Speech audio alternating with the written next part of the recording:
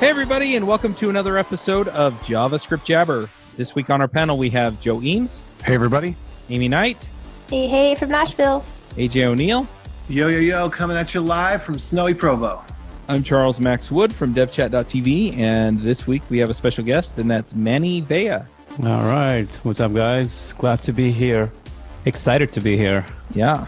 This episode is brought to you by Triplebyte. Applying to programming jobs sucks. You have to put the right keywords in your resume, you spend hours and hours on the phone screens and take-home projects, and that's assuming the company even responds to your application. Well, if you're a software engineer, Triplebyte can help. They work with over 400 top tech companies, from big names like Dropbox and Adobe to exciting startups. You do one brief online interview with them, and if you do well, you go straight to final interviews with the company on their platform. It's like the common app for software developers. Triplebyte does not look at your resume or where you went to school. All they care about is if you can code. I've helped dozens of software developers with various credentials get jobs, and this looks like a terrific way for you to get in and get interviewed and get a job without a lot of the hassle and overhead. You can go check them out at triplebyte.com/JSJabber.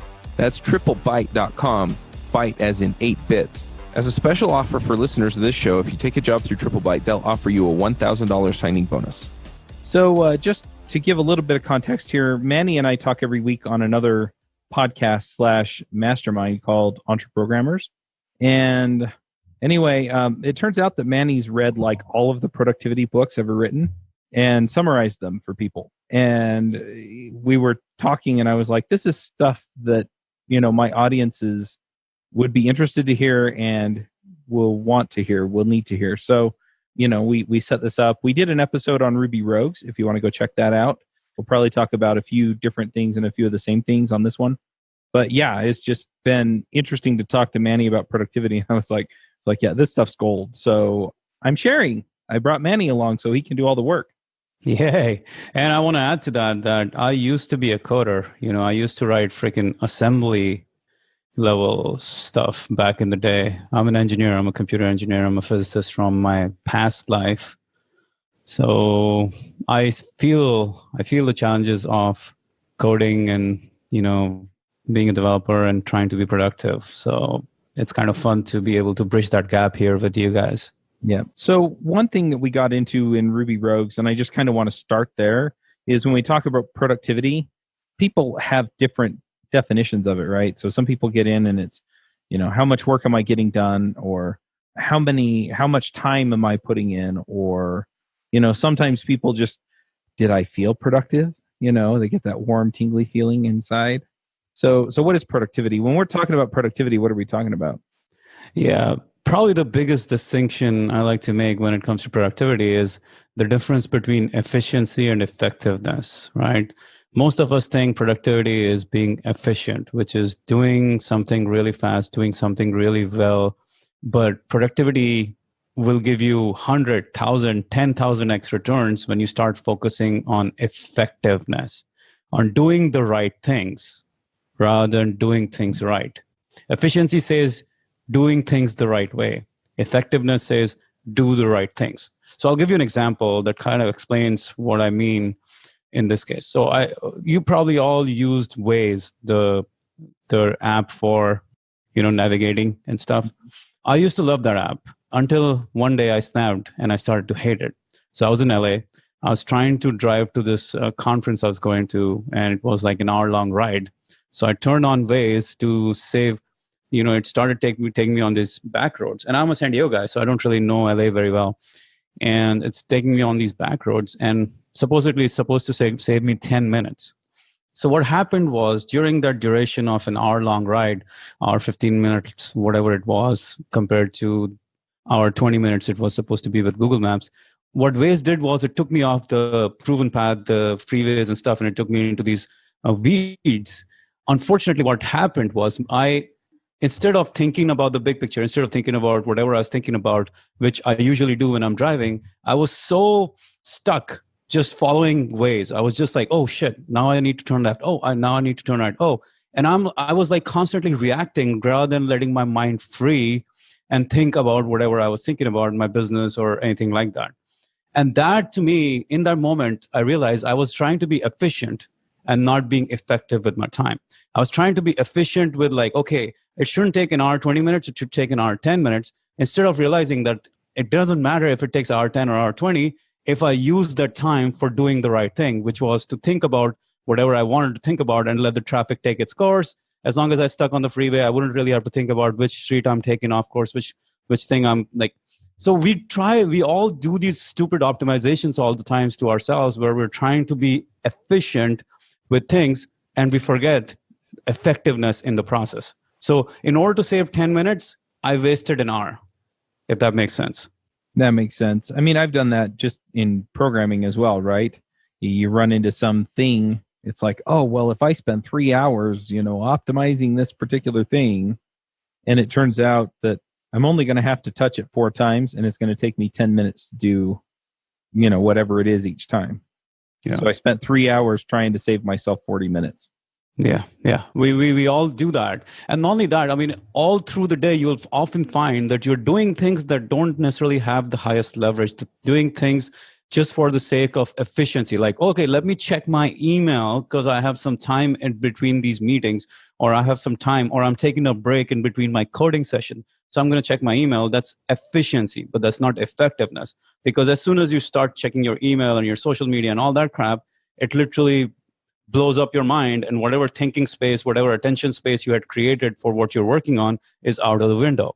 So you were efficient, but you were not at all effective. You killed your effectiveness. You killed your productivity.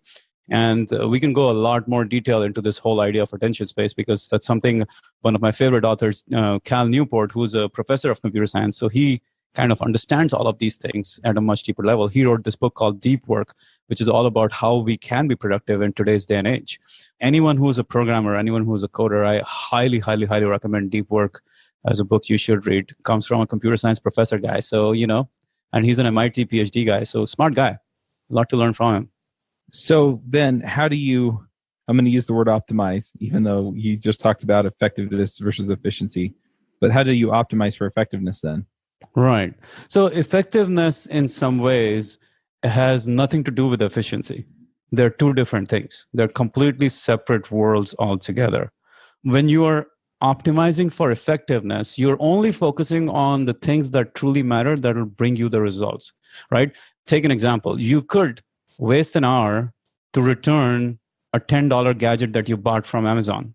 You go, you return, you print the shipping label, you take it down to the store, do whatever, all of that stuff that you have to do, and you spend all of your mental energy to save those $10 that you bought stuff from Amazon. Or you could spend that hour on working on something really important that will probably make you $500 in that hour. So the difference there is optimizing for results, not for efficiency. So constantly thinking about what is it that's going to give me the high results?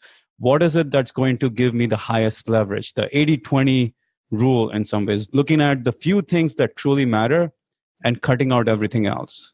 Now, we can go on and on about all the different aspects of effectiveness, but if you are results driven, you are going to be effective. But if you are time driven in some ways, then you succumb to efficiency. If you're thinking of how can I just optimize my time right now, you're probably thinking of efficiency. But if you are thinking of how can I create that result, the big result that I'm after, and whatever time it takes, it's fine. But because I'm focused on the big result, not about the small things, the small time efficiencies, then you are being more productive.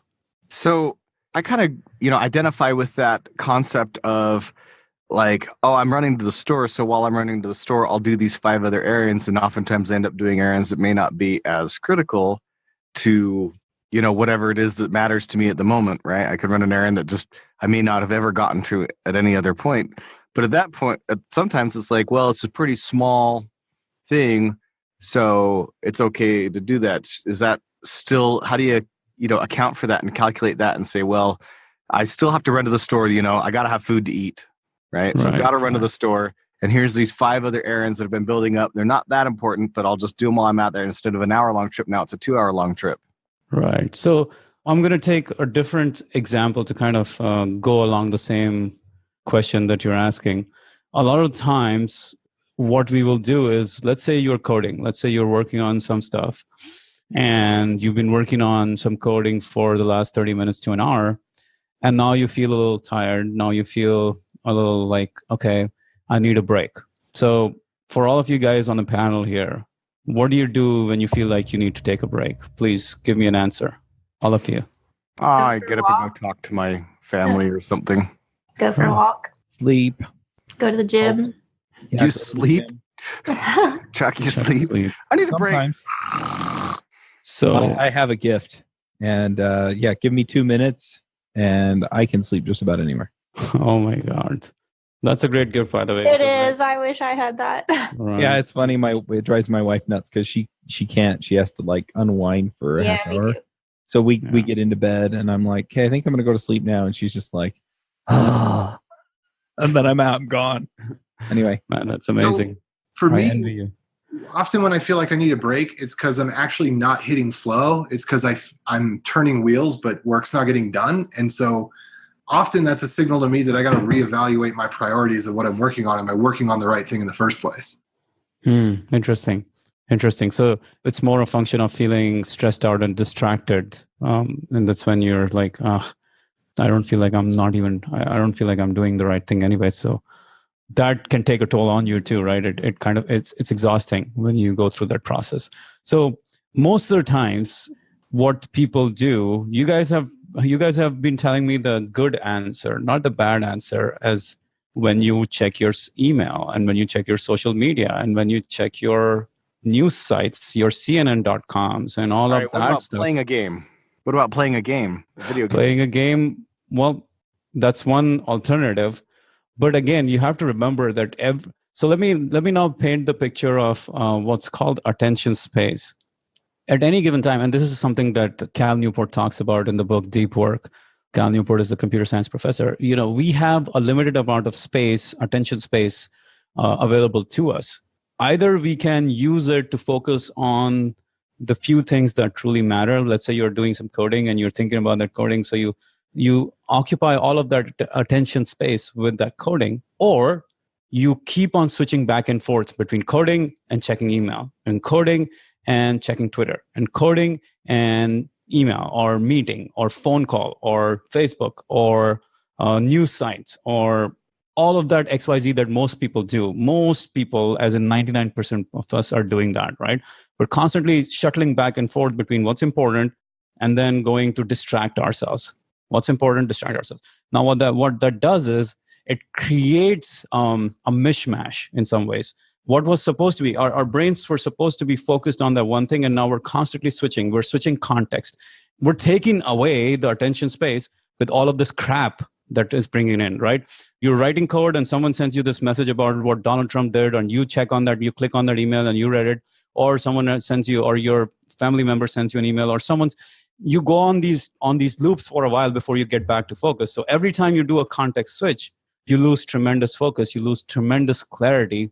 And the key to doing high volumes of high quality work is to not be distracted for extended periods of time. No distractions allowed whatsoever. What I mean by that is no distractions means no email notifications, no social media notifications, no one freaking just barging into your door and saying, hey, I want you to do that, or I want you to do this, or what's going on with this and what's going on with that. The more extended time you can have on one task, the more productive you can become. So one of the easiest things I tell people is just turn off your email notifications. Most of us have our email notifications constantly pinging us, killing us. Our phone is vibrating off the hook or pinging all the time, and text message and Facebook notification and Facebook message and all that stuff is happening while we're trying to focus on that one thing. So as Peter Drucker was a great management guru who wrote the book called The Effective Executive, probably one of the greatest productivity books ever. He talks about the idea that you could be much more productive if you did 2 hours of uninterrupted time of work compared to dribs and drabs of time like most people do, 10 minutes here and then email and 20 minutes here and then social media and all that stuff. If you spend the whole day doing that, you'll be way less productive compared to just 2 hours of solid uninterrupted work. I absolutely believe that that's true. I kind of want to jump on this for a second because we've done Pomodoro technique stuff before on Entre Programmers. And isn't that an interruption every half hour? Yeah. So the way you want to think of it is an interruption is an interruption when you're polluting your attention space, right? When you're polluting your attention space with new information that doesn't need to be used right now for that task, you're basically interrupting yourself. So if in those 5 minutes, all you did was take a break in the sense you just chilled out for a little bit, you sat down on your couch, you took a little walk, you drank some water, you ate a little food, or you played with your dog, that's all cool. But if in those 5 minutes you go out checking email and checking Twitter and checking social media and checking your sales stats and doing all of that stuff, now you're polluted your attention space. Now you're screwing around with that. So even though you did do 25 minutes of high quality work, you've already screwed around with that 5-minute break that you just went all over the place. So the longer the duration of time you can stay uninterrupted, and the longer of the duration of time you can stay without polluting your thinking with random stuff, the higher the quality of work you will produce. So it's a correlation there. Now it's up to you, what is that length of time that you can devote? Right, 25 minutes is the minimum you need actually to be able to focus. Anything less than that, you're just not even going to be produce anything of quality before you leave it. So at least for the duration of that Pomodoro, you've got to turn off all distractions. You got to turn off all your notifications so that you can focus single-mindedly on the one thing.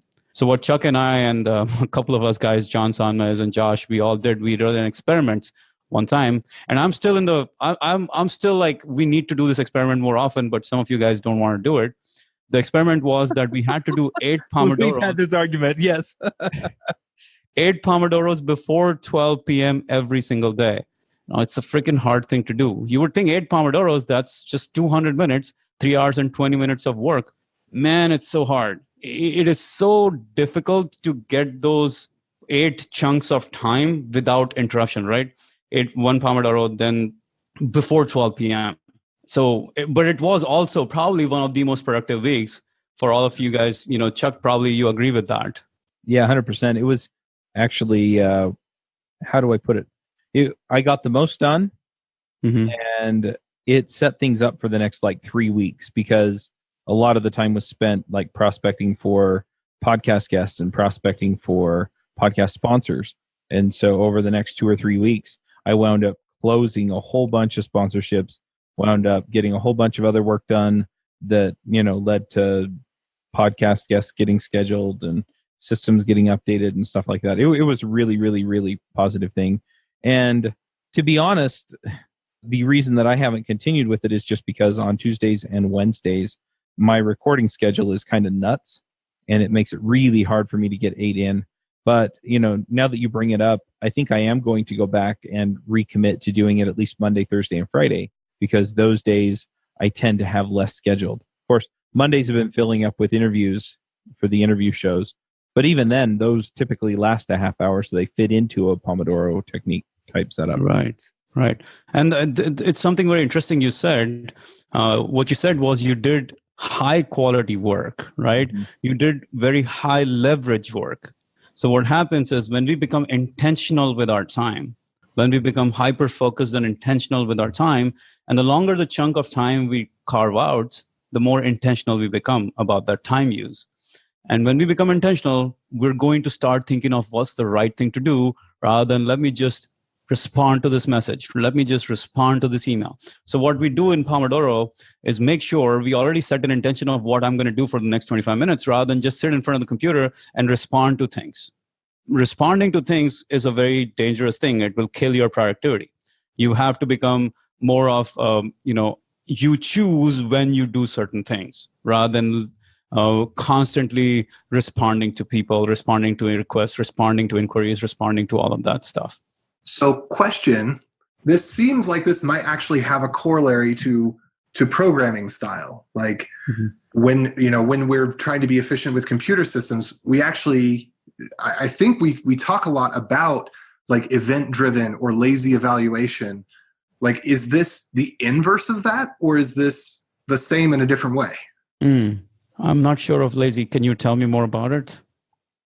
So lazy evaluation being that you, instead of doing, say there's 10 tasks to do, you don't do all 10 tasks when the 10 tasks come in. You do more single piece flow where like a request comes in, you fire off to let the disk go fetch some data. Then when you get the event back, you then process the next piece of information. So you only process one piece of information at a time as the unit of work is being driven through the flow, rather than saying, oh, a unit of work came in, let me spawn off, it needs 6 things done, let me spawn 6 of them. You instead like stack them. I don't know if that's a great explanation. Maybe somebody else could correct me on that, but that's what I think of when I think of lazy evaluation and event driven. That's interesting. Though you are still you're responding to the events as they're coming in, and then making the computer it's making a decision at that point. Is it like, should I do this or not do this, or should I do this later or not do this right now? So I have a good example that's not with a computer that you could probably easily apply to computers. So let's say that you're working in a retail store and a shipload of retail supplies just came in. And so you're going to take these shirts and you're going to unbox them. And then once you're done unboxing them, you're going to put them on hangers. And then once you put them on hangers, you're going to be sorting them. And then once they're sorted, you're going to take them out to the floor. Versus single piece flow or lazy evaluation would be, you get a box, you open it, you take the first shirt out, you put it on a hanger, you put it in the column where it needs to be sorted, but then maybe you don't go take it out to the rack right away, because that is something where it actually does make sense to queue it up for the next task as kind of a shipping type cycle. But in retail, it's faster if you do single piece flow to not open the box and unwrap each shirt, but open the box, unwrap one shirt, put it on the hanger. You do the whole process that the shirt needs, scan it in, whatever, and then you go to the next one. So it's like batching would be that you take each task and do it one task at a time, versus lazy evaluation or single piece flow would be you take one piece and take the whole piece through the flow until it needs to be queued for something like shipping, or like it would be very inefficient to try to do it outside of a batch. Yeah, batching, like if we were to batch things of the same kind at the same time, that becomes extremely effective for our brains to be able to like get it all together and get it all done at the same time. So let me actually simplify this. Context switching. AJ, you're familiar with context switching in the computer science space, right? Yes. Right. So context switching has a huge cost to it. Every time we're writing code, if we're switching context, stuff has to be taken out from the memory or from, the local RAM or from cache. All of that stuff has to happen for you to constantly be switching tasks, switching context every single time. So in computing, it's not just taken out, it's also written to a higher level of memory that is longer to access, right? Because you have to remember it so you can come back to it. So, so then there's the recall step, which is that whole process in reverse from a higher cost memory that takes longer to access. Yeah. And the same way it works with our brains, right? We have, when we're working on something important and we have that attention space, whatever you call it, maybe we call it the cache, right? You have that cache that you're working with that given time for the 25 minutes or for the hour or for 2 hours. And now you're suddenly bringing in Donald Trump and Hillary Clinton, and you're bringing in Facebook and Twitter and all of that crap. And your boss said something, all of that. Now what you're doing is you're emptying out your cache of whatever you're working on, and you're loading it with stuff that wasn't supposed to be there. And that context switching, constant context switching is killing productivity. So the key is to batch and say, I will do email for 30 minutes at this time and at this time. Let's say I'll do email at 12 p.m. and 4 p.m. Or to say, I will batch my time for, when I'm doing coding compared to when I'm working on some presentation or something like that, or when I'm doing testing. There's so many different ways you can batch your tasks. Now, especially now that I run my business, it's a different beast altogether. Like there are days or there are hours and hours when I'm working on marketing. There are times when I'm working on content. There are times when I'm working on, relationship building and all those things. If I start to switch between those things all the time, I know it's going to be a terrible day. And I think you were talking about how when you're feeling distracted and you're all over the place, usually you're not hitting the flow. That's what happens when you're not giving yourself enough time and attention and focus on the one thing for an extended period of time. Well, then we have a problem, because we're now constantly switching tasks and we're just running out of mental energy in many ways to do anything real productive. So here's the thing that I run into is that typically I have like 3 or 4 larger projects that I'm working on, and I feel like I need to make progress on all of them. So I'm not really trying to do context switching per se, but I want to make sure that I move ahead on all of them. So let's say that I'm working on a book, and I'm working on a course, and I'm working on the podcasting processes, and so I've got 3 or 4 kind of major things that are going to take a lot of work. Are you telling me that rather than try and make progress on all of them, I should at least for today or for the next 3 or 4 hours try and make a lot of progress on one of them? Is that more effective? Yeah. So think about the context switching in micro context and also in the meta context in some ways, in the macro context. What happens every time you go from, okay, I'm working on podcast sponsorships, but now I'm going to work on writing email copy for my email campaign, and now I'm going to work on recording this podcast. What it really does to you is constantly challenges your cache and maybe your first level RAM to come up with all the data that it was supposed to have, and now it doesn't have. So now it has to go the second level and the third level memory to be able to, or maybe the hard drive to get that data from it to be able to do high quality work. And that just means you're wasting cycles, you're wasting CPU cycles. And as you waste your CPU cycles, you end up becoming burnt out. You end up burnt out at the end of the day.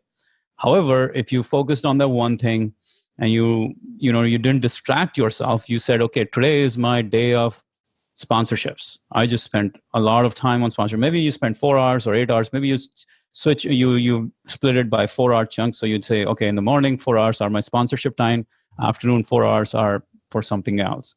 So the less you switch context and the more you batch things, the higher your level of productivity becomes. Because remember, what Drucker was saying was, 2 hours of focused work is way better than dribs and drabs where you're switching focus all day long. That's not really effective. But if you said 2 hours of work, 1 hour of email, and then 2 hours of work, and then 1 hour of talking to people and all that stuff, that's fine. But if you try to switch between all of these tasks every 10 or 15 minutes, now you're screwed. Now you're in for a big, for a little bit of challenge. So in deep work, Cal Newport talks about this idea. He says, there are 4 different modes of deep work, the most demanding of which could be like where you go off and you do, you're off away for a month or 2 and you're just working on the one thing. Most of us don't have the liberty to do that. Some people will actually take off an extended weekend to work on something. Let's say 3 days on this specific thing and nothing else. So those are like monk mode or alternate modes. But then you go into more of daily modes of operation where you say, okay, today I just work on this one thing. Or another easier mode of operation would be, okay, for the next hour or 2, I just work on this one thing and then I work on that thing. So the longer the period of time you can spend on one thing, the higher your overall productiveness will be. That's the key lesson here. So large chunks of uninterrupted time. That's the key. Large chunks of uninterrupted time. Large is a keyword here, and so is chunk. Chunk means you're not going to cut it up.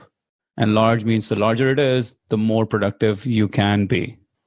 It sounds like it's kind of the inverse of the way that we like to program, which I can see why, if our brains are already thinking in the one way, that we'd want to try to prioritize, 2 different systems that actually need 2 different methods of prioritization in a similar way, and it works against us. Tell me more about that. What I'm saying is like the idea of what I was saying before.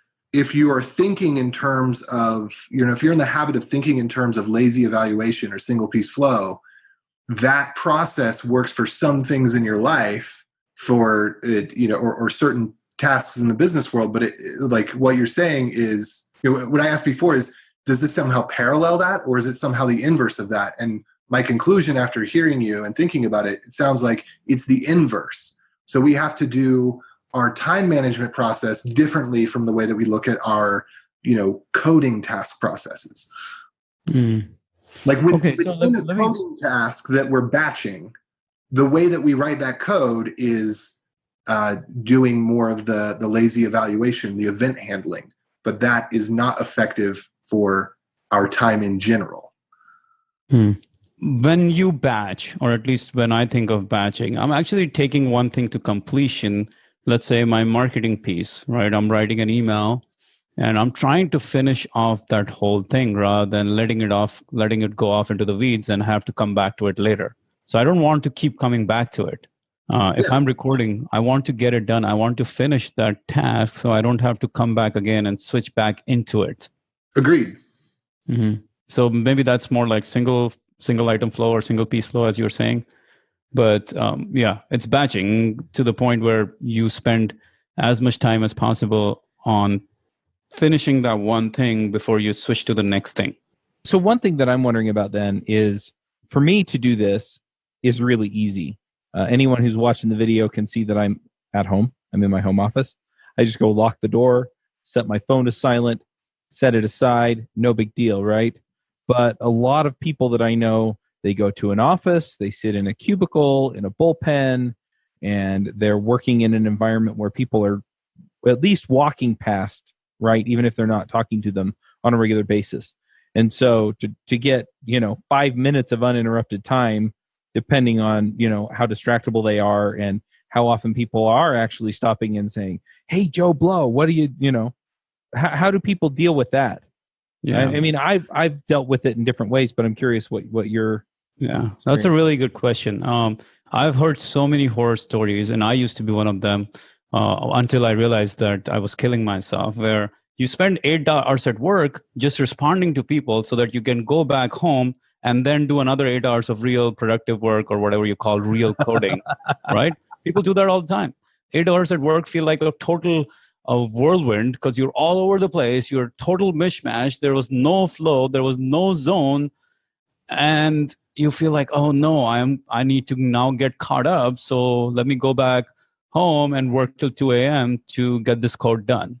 And I did that for a very long time. So one of the most important lessons I learned from Drucker, from the Effective Executive, from the book, he said, what does it take for an executive? I mean, we are all knowledge executives, whether we are entrepreneurs or whether we are software coders, it doesn't matter. We're all knowledge workers, and that's an executive.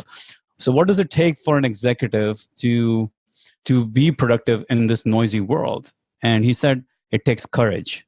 What he meant by that was literally having the courage to say no.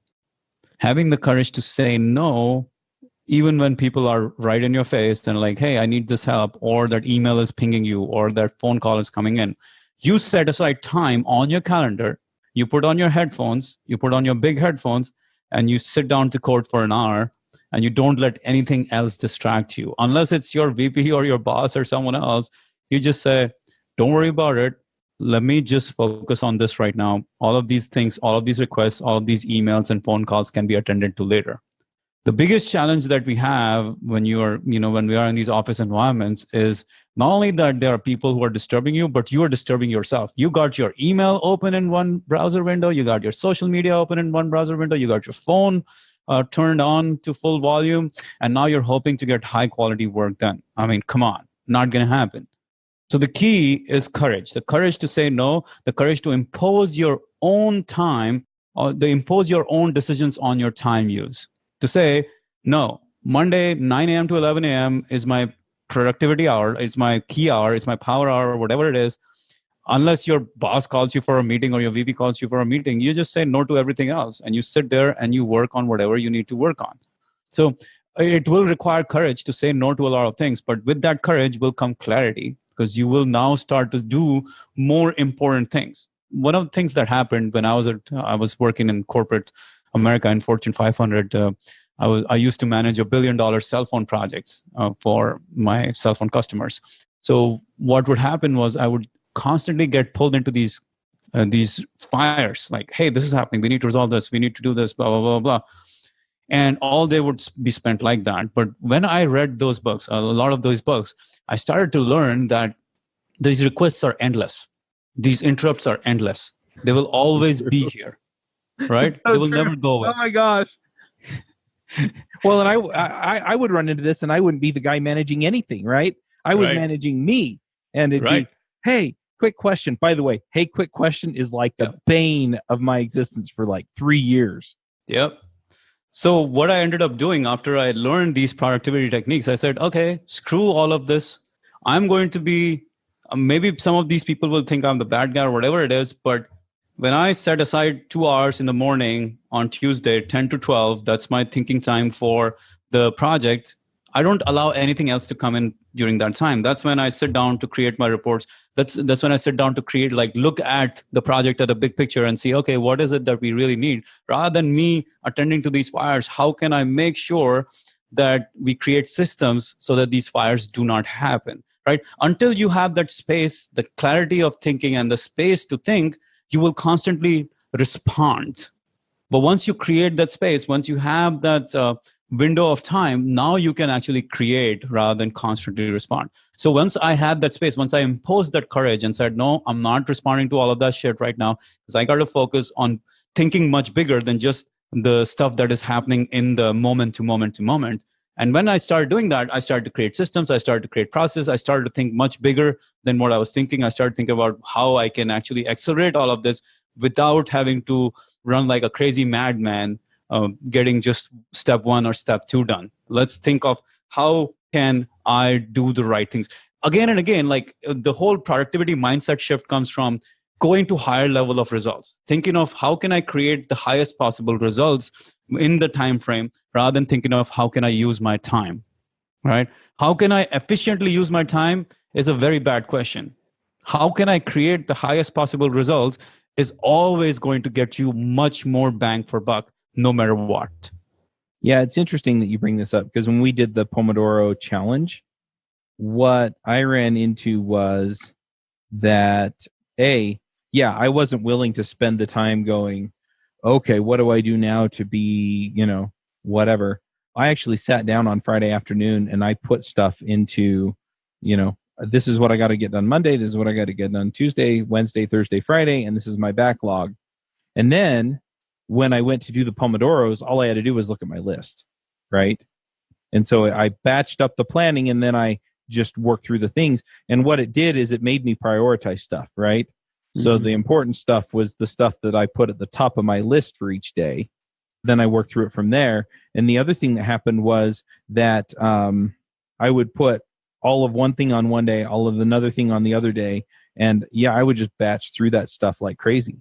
And so when I was doing guest outreach or sponsor outreach or anything like that, I would spend 2 or 3 hours just doing the same thing. So I was, finding and emailing people and, or doing the follow-ups or reaching out on social media or whatever it was that I was doing. And it was interesting too, because you said, don't get on social media because you'll pollute your attention space. But since I was so focused on the one thing, I never actually went to the place where I was reading my feed, right? Mm-hmm. I was in the messages or looking up the companies and following them or things like that. So, yeah. The amazing thing about when you become intentional with your time is you also become intentional with your overall life in some ways. Now, you stop responding to the small things. You stop attending to the small fires. You stop being constantly in the reactive mode. You become much more proactive, right? In 7 Habits of Highly Effective People, Stephen Covey talks about the idea, the difference. One of the most important habits is to be proactive. And you become more and more proactive the more you choose how you're going to spend your time. And just the act of setting up those time blocks will force you to now figure out, okay, well, I better freaking use those time blocks properly rather than just say, I'm just going to waste my time. So I guess the thing that I'm wondering now is, okay, I'm going to put my phone down, I'm going to lock my door. I'm going to do all this stuff to get rid of all the distractions. And I'm blocking out this time so I can get it done. So I'm going to talk to my wife or my coworkers or whoever, right? Make sure that they know, hey, look, I'm going to check all my messages in a couple hours. Now what? How do I up my game once I'm in that time block? Nice.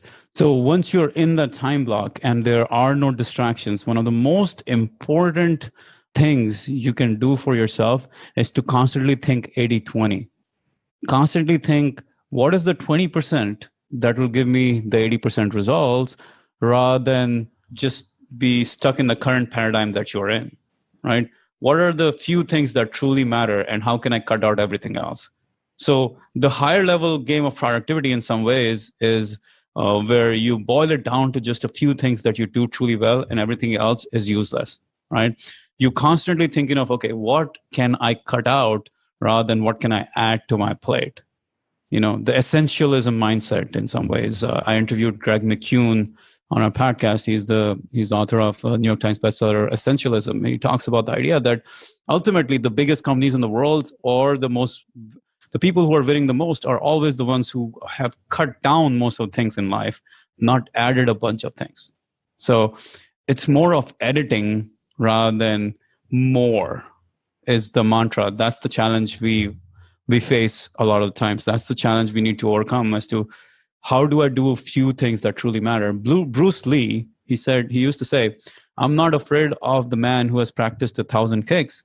I'm afraid of the man who has practiced one kick 1,000 times. All right. So the key there is that we start to cut out things. We start to focus on the few things that truly matter, and everything else is total waste. And that's a very meta level perspective on productivity in some ways, because that's when you're basically becoming what has happened now, that once you're focusing on the few things that truly matter, now what you're doing is you're creating almost infinite block of time for yourself, because there's only one thing you really need to think about. So your productivity kind of keeps on going higher and higher and higher, because you're focusing on a very few things that truly move the dial. I feel like I'm hogging the mic a little bit, but I want to ask a follow-up question to that. So you're talking about focusing on the things you do well and getting better at the things you do well. For me, the way that I do that is I delegate a lot of the other stuff, or I'll build a system around it, right, so that somebody can do it efficiently, or it gets handled by a computer somewhere or something like that.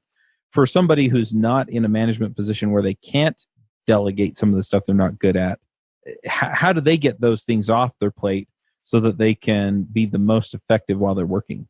Yeah, I mean, we all have to start where we are, but the key in some ways is you have to identify what is your highest value activity, your most valuable activity every given day. What is your highest leverage activity every given day?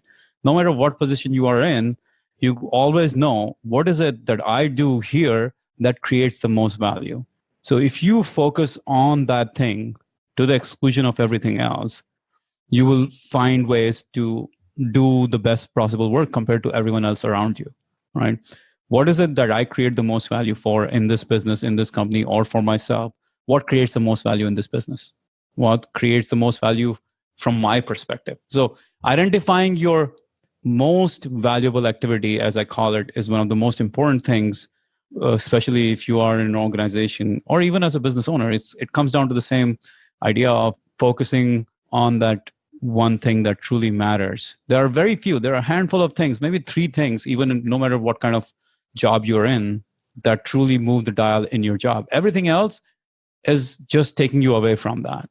Yeah, that makes sense. And one thing that I've done is just communicate with other people, right? So it's, hey, look, I've worked on these systems, or I've gained expertise in these areas, and I feel like this is where I really can make a difference, and I'd like to focus there for a little bit. So, but this other thing has to be done. So can you help me get it done? Or talk to my boss and say, hey, I feel like I can make a bigger difference by doing this instead of this, but this other thing is urgent. And so, can we find a way to get that done too? And a lot of times just that much will get you a long ways, but then you can focus on the areas where you really can, Again, the idea, like what Drucker said, it'll take courage, right? It'll take courage to impose your own will on your time. You will have to say no if you want to be productive. I mean, Warren Buffett said it. Warren Buffett has said it numerous times. He's like, the difference between people who do well and people who do exceptionally well is that people who do exceptionally well say no to almost everything, right? So the ultimate meta level of productivity is, how can you boil it down to a very few things, or maybe one thing? Like, what was Kobe Bryant doing for 20 years in his basketball career? Freaking just practicing basketball. Everything else was irrelevant, right? Talk about Jordan, you talk about some of the greatest players. That's what they focused on. There are other guys who weren't that focused, and they're doing multiple other things. Well, the results weren't as good compared to what Kobe and Michael Jordan and some of these guys did. So that's the key there. Like once you have that time slot, which is going to be very hard for most people, like having those time slots will constantly challenge you because they always require courage for you to impose your will on that situation rather than letting people just take you in all these different directions. Yep. Yeah, I changed my mind again. I think this is a hybrid. This is you're batching the right things. You're paralyzing that, both sense of that word, the right things, both in parallel and stopping the right things. And you're setting a time, a Pomodoro, to do this batch work. You're setting a time, a Pomodoro to do this parallel work. You're setting not time to paralyze things because that's just things you don't bother with. But maybe you also set a Pomodoro for the intermittent work so that it doesn't just pile up and become a huge, obnoxious, stressful mess. Yep. That's really good. That's a very good observation, AJ. It's impossible for most of us today to just say, okay, I'm going to do this and everything else can go to hell. So the key there is to not let that social media and email distract you all the time, but setting a batch of time for that, right? So if you're working 4 hours on your most important things and you batch 15 to 20 minutes or 30 minutes for your email for twice or thrice a day, you will get so much more clarity and focus because you're not constantly interrupting yourself with that new feedback, that new data, that new stuff. And now you can just be free in some ways and you can think about, okay, well, I know I will check my email at 4 p.m. or I know I'll check my email at 12 p.m. And so it's not a big deal. It can pile up. If people really need me, then they can call me. And that's the emergency thing. But everything else can just wait. So yeah, you want to have actually predetermined times for your almost grunt work, as you want to call it. All the checking stuff that you need to do or all the maintenance work you need to do, what Cal Newport calls shallow work, right? The title of his book is Deep Work. So deep work is your high quality, high volume, highly productive work. Shallow work is everything else. Shallow work is checking email, responding to people's requests and phone calls and Twitter and Facebook and all that stuff. That's shallow work. Deep work is whatever creates the highest value in the business right now for you or for your employer or whatever it is. So you should schedule your shallow work as well so you don't let the shallow work take over. Yeah, I tend to do that. And to me, email is kind of shallow work, right? Because I switch context for each email. I mean, when I'm doing sponsorships and I'm answering those emails, it's not as much because I'm kind of in the same headspace, even though I'm dealing with different people. But yeah, for email is one of those things, just to give an example. Or one of the things that I do that's kind of like email is I'll go check my notifications and direct messages on Twitter. Mm-hmm. Or the same thing on Facebook. I'll skim through my notifications to see. How often are you doing that every day? Once. Just once? Yes. But it's just so that I can respond because sometimes people will reply to a tweet about a podcast episode. Mm-hmm. So again, I'm in there for very specific kinds of work, but it's still shallow work because it could be a response to a different kind of message or a personal thing or whatever. And so for me, it's just, hey, look, I'm going to go through this, make sure everybody who needs a reply gets one. And that's pretty much it. I mean, email by itself, I don't know how many times you're checking. Most people check it 20, 30 times a day. We're hooked to email. We're like every 20 to 30 minutes, we're refreshing our email or checking it on phone or checking it on our browsers. And not only that, we're hooked to all these new news sites and social media sites and all the stuff that you can batch time for later in the day or at some point in the day. The key is to do high quality work early on. Don't start off by doing low quality or shallow work and then hope to move to high quality work. That's not very effective. Right. So high quality work, deep work, extended period of time early on, and then shallow work later on. So I read a fortune cookie that said, if you have 5 minutes, use one of them to plan what you're going to do with the next 4. That's a good one. I usually subscribe to the 1% rule of planning. So the 1% rule of planning is really as simple as take the time duration you're going after. Let's say a day. A day has 24 hours, 1,440 minutes, 1440 minutes, right? So 1% of 1,440 minutes is around 15 minutes. So you spend 15 minutes planning your day. you will get so much more done than if you never planned. Same if you do for a week. A week is 7 days, 168 hours. So 1% of 168 hours is 1.6 hours. So you take a couple of hours to plan the week. So effective. You can basically extrapolate it all the way to the year. 365 days, you should spend around 3.5 days planning your year. Maybe a weekend, something like that to plan your year. So really simple rule of thumb, 1% rule of planning, what I call it. I like it. Yeah. Planning and review go hand in hand, by the way. You can't do planning without doing a solid review. So one thing I've found, at least with my brain, because, I don't know, I'm sure everybody else is juggling a million different things, but I have a hard time sometimes focusing on what I need to focus on if I have like other priorities just floating around in my head that I also know I need to tackle. And sometimes they're like unrelated to work and they are very important. Maybe it's a family issue or something like that. And I've found, at least for me, just writing it down on a piece of paper will get it out of like my mental space so that I can focus on what I need to focus on, but I'm also not losing track of it. I try to do this like before I end work for the day, just so that I know I can sleep a little bit better at night. Yep. No, that's a great strategy. That's really important. So like, especially when you are like trying to focus on something and you get this idea of, I need to do this, you could keep a running list of everything that needs to go in the backlog right now, so you can pick it up later on. So that's something highly recommended, so that you're not kind of hounded by it. The amazing thing is, once the brain knows that you will attend to it, it'll stop hounding for it. Yeah. So then the other thing I also do too, for things that are not super high priority, but things that I get excited about, and I live in Evernote, so that's what I use to keep track of all this, but I have a wish list. So it's things that have like come across my screen that I want to look into, but I know I need to stay focused on this certain task right now. But it's something that I would love to check out in the future. And that wish list grows and grows and grows. But if I do have some downtime, I will actually go back and look at that wish list. Like I keep books on there and blog posts and all kinds of stuff. Yeah, that's the right thing to do. Don't let it affect you right now. Yeah, like I specifically like calling it a wish list because that's exactly what it is. Like you have to have the discipline to call it what it is. You can't look at everything. I think in getting things done, I think David Allen talks about having a list of things like that.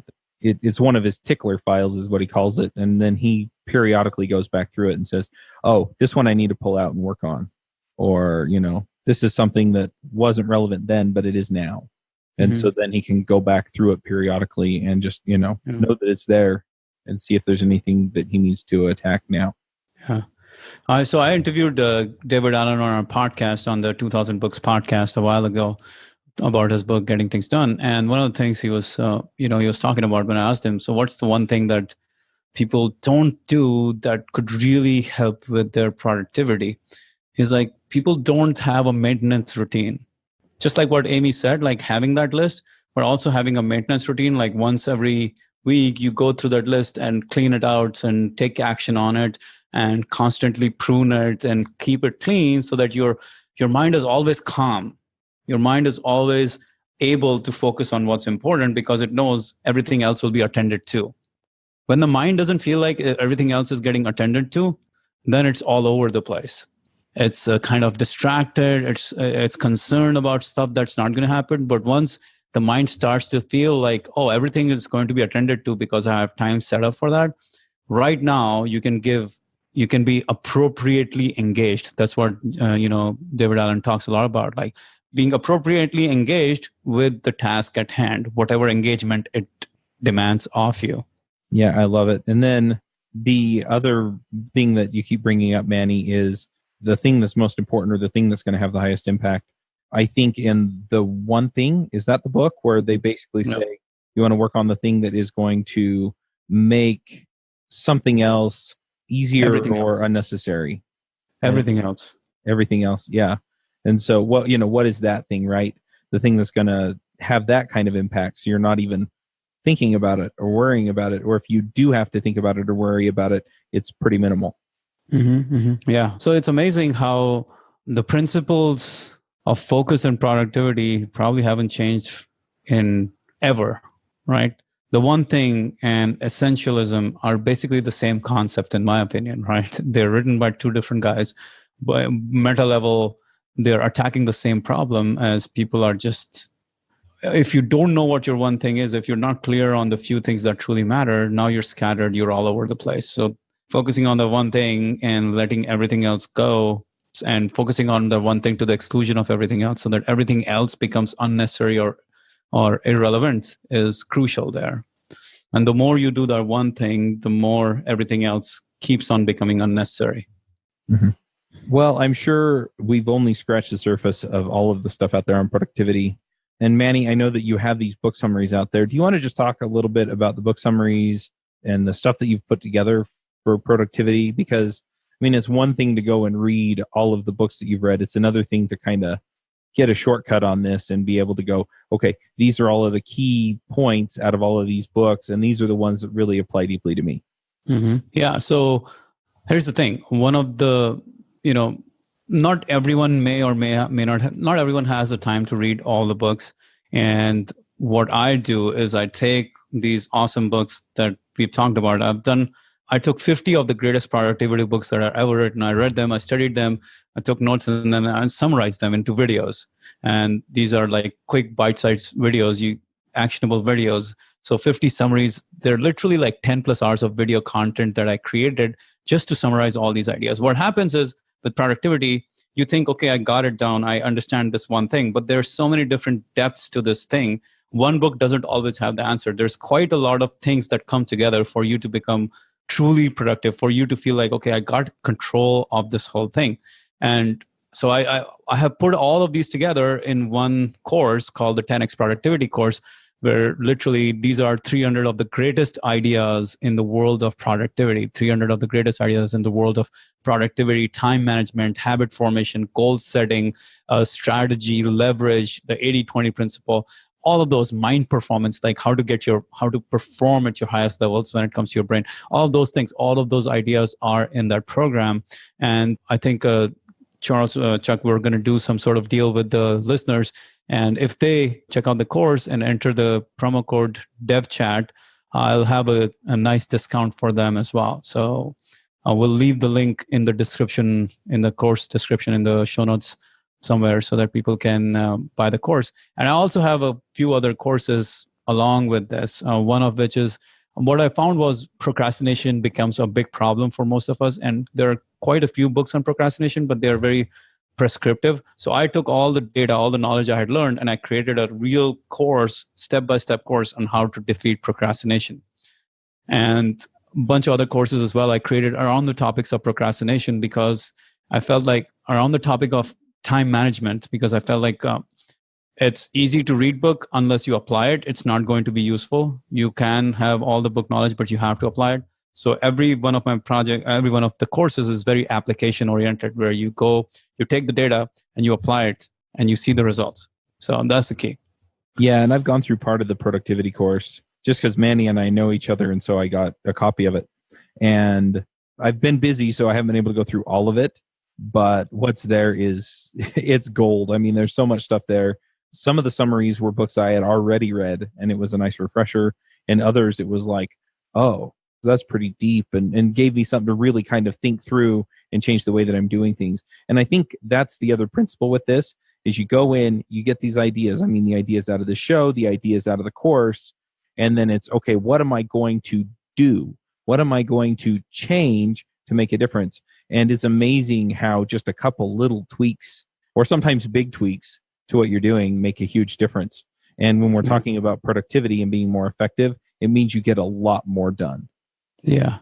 An hour of your time is worth a lot, right? But if you are not using, whoever it is who's listening, you're not, even if you save 1 hour of your time over the next 1 year by learning about productivity, by figuring out different productivity tips, tools, strategies, techniques, all that stuff. Let's say you saved just 1 hour. I think you saved a lot more. You would save a lot more, but let's just say 1 hour. That's 200 hours, 200 working days, 200 hours, or maybe 365 days if you work all day long every day. 365 hours saved 365 hours that you could put to better use. So you have to think in terms of how much time you could save and how much time you could use for other things in life, rather than think about, oh man, I have to spend 5 to 10 hours consuming this content and taking notes or thinking about how to apply this. Well, those 10 hours are going to come and they're going to go by. But if you're not productive, if you don't use your time well, those 10 hours don't really have any value, because you will consistently abuse those 10 hours into 100 hours, into 1,000 hours all your life. Productivity is one of those things you learn today and you literally will keep on applying it for the rest of your life. So every year of your life becomes more productive compared to what you would have been on a baseline. Yep. Yeah, it reminds me of, what was the book? It's a delegation book, Procrastinate on Purpose, where he essentially says, if you spend a half hour teaching somebody how to do a 5-minute task, right, then it only takes you essentially 6 weeks to get that time back. And then you have it back forever, right? So then it's worth, 20, 30, 50, 100 times the half hour that you put in, even though up front you took a little more time to do it. So that's very true. And that's how I see self-improvement in general. Yeah. We become short-sighted and we think, let me just do right now. Let me just finish up stuff right now.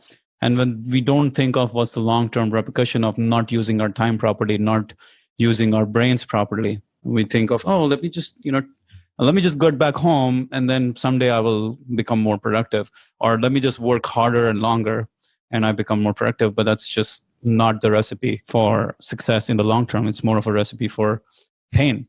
Yep. All right. Well, that code was DevChat, right? Yep. And we'll have a link in the show notes. We'll have the link in the show notes for that code as well. This episode is sponsored by Sentry.io. Recently, I came across a great tool for tracking and monitoring problems in my apps. Then I asked them if they wanted to sponsor the show and allow me to share my experience with you. Sentry provides a terrific interface for keeping track of what's going on with my app. It also tracks releases so I can tell if what I deployed makes things better or worse. They give you full stack traces and as much information as possible about the situation when the error occurred to help you track down the errors. Plus, one thing I love, you can customize the context provided by Sentry. So, if you're looking for specific information about the request, you can provide it. It automatically scrubs passwords and secure information, and you can customize the scrubbing as well. Finally, it has a user feedback system built in that you can use to get information from your users. Oh, and I also love that they support open source to the point where they actually open sourced Sentry if you want to self-host it. Use the code DevChat at Sentry.io to get 2 months free on Sentry's small plan. That's code DevChat at Sentry.io. All right, well, let's go ahead and do some picks then. AJ, do you have some picks for us? Boy, do I ever. So this week, I'm going to pick a movie called The Village. It was originally pitched to me as though it was kind of in the thriller horror genre, and I'm not quite sure that it fits in there. I would definitely say it's less creepy by a factor of 100 than The Boy. Actually, it's not very creepy at all, and it's not very, I don't know. It's an engaging movie. It is a thriller, and you've probably already seen it, so meh. But if you haven't, I'd recommend it. And I can't tell you what it's about because it's one of those types of movies. It's been out long enough to where if you spoiled it. Anyway. Well, so The Sixth Sense, there's a meme that everybody says that kind of clues you in if you haven't seen it. But with this, there's not a meme about it. So even though it's been out forever, if you haven't seen it, you probably, I've heard tons of people mention it, but no one's ever said anything that actually gave it away or. Right. And so, yeah, that's that. Then I'm also going to pick good old colophony, Pine Sap. As I've been doing my electronics works, I have found that the secret to everything that you want to do to get a component on or off of a board begins and ends with rosin, which those are just 3 names for the same thing. I've tried it in solid form. I've tried it in diluted with alcohol form. I've tried it in paste form, and in every form it has a positive effect. And you could do what seem like impossible things if you just put flux on, do whatever you're trying to do, and put flux on again if it didn't work, and then put flux on again when you need to redo it in the future. So those are my picks. Oh, 4 names for the same thing. All right, Amy, what are your picks? I'm going to go with one this week, and it's going to go along with what I picked last week. And since I'm really kind of making a pretty big change of direction career-wise, going from, started off, full stack, and I did do a good bit of back-end work when I first started, but then started focusing on front-end and have the opportunity now to get back to kind of what I always wanted to do and what I love doing, which was more back-end, and been really interested in exploring more DevOps stuff. So if there's anybody out there who is brand new to this, this is a good blog post I found on Medium that it's a little bit dated. It's back from December 2016, but there are tons of resources in here, a couple that I had already been pointed to. And so it was nice to verify that they were in this article too, but it's, I guess, specifically geared towards people who are kind of new to SRE and infrastructure work. So I'm going to go with that. Awesome. I'm going to jump in with a few picks now. One of them is something we talked about on the show, and the other one is something that we didn't talk about on the show. First one is the Entre Programmers episode where we talked about how our Pomodoro challenge went. It's episode 248. You can go listen to the end of 247 where we talk about the Pomodoro challenge. The second is Kanban flow, and in particular, a video that John Sonmez, who's also somebody that Mani and I talk to every week, he talked about how he plans his week with Kanban flow and how he uses the Pomodoro timer on there. And then the final pick is the actual Pomodoro timer for the Pomodoro technique. So I've been using Kanban flow like John does. And one issue that I had was that I would work on projects that either weren't at my computer or I'd missed the notification that said, hey, it's time to switch off Pomodoro. And so I'd work 40 minutes instead of 25.